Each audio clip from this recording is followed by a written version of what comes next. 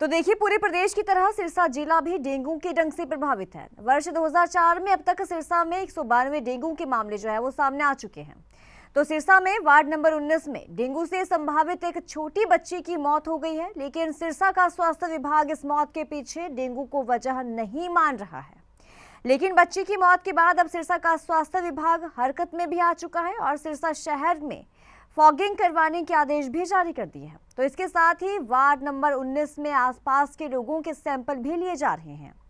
Dengue को control करने के लिए डेंगू लार्वा के निस्तारण के लिए लगातार जिला में जागरूकता अभियान चलाए जा रहे हैं। तो डेंगू से बचाव के लिए सिरसा के नागरिक अस्पताल में भी मरीजों को उपचार के लिए 12 बेड का स्पेशल डेंगू वार्ड जो है वो बनाया गया है।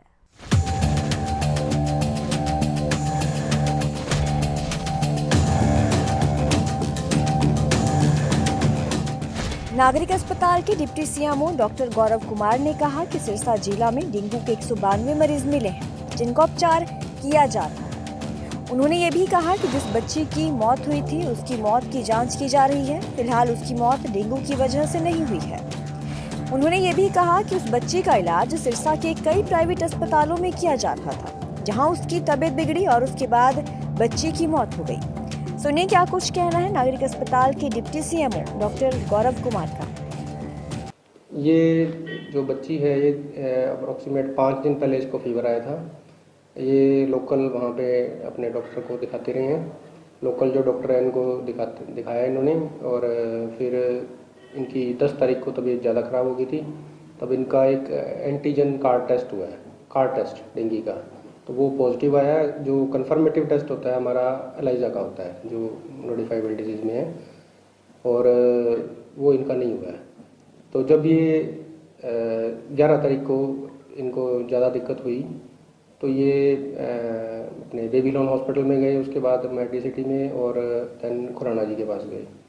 तो यहाँ पर जो फाइल हमने मंगाई है वहाँ से, उसके अंदर एक तो सेरेब्रल एडिमा आ रहा है, दिमाग में सोजिश है, एक पल्मोनरी एडिमा है उसमें, और एक इसके अंदर जो प्लेटलेट्स जो है 65,000 है, थ्रोम्बोसाइटोपेनिया भी है, और इसको हम सस्पेक्टेड डेंगू करके इसकी पूरी जांच करेंगे पूरी।